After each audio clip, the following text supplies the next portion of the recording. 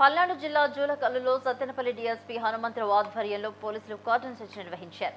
TDP YCP ఘర్షణల నేపథ్యంలో ఇరుపార్టీలకు చెందిన ఇళ్లలో కార్డన్ సెర్చ్ నిర్వహించారు.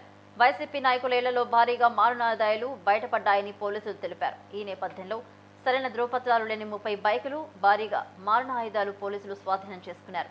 గ్రామంలో ఎలాంటి అవాంఛనీయ ఘటనలు జరగకుండా పికెట్ ఏర్పాటు చేశారు.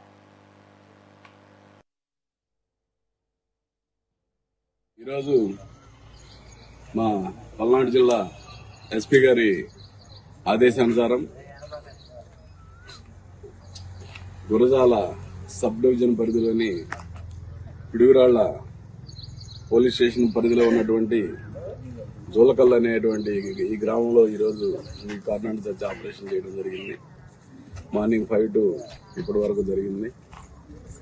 ఊరు చాలా పెద్దది. ఇది ఇక్కడ ప్రీవియస్ గా కూడా ఒకప్పుడు మంచి ఫ్యాక్షన్, ఒకప్పుడు ఎక్స్ట్రీమిజం ఉన్నటువంటి ఏరియా.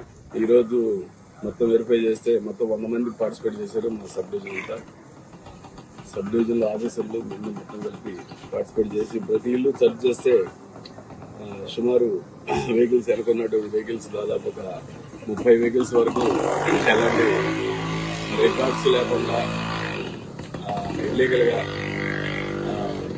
బండ్లు ఫోన్ చేసుకొని తోలుతా ఉన్నారు. సో వాటన్నింటినీ సీజ్ చేయడం జరిగింది.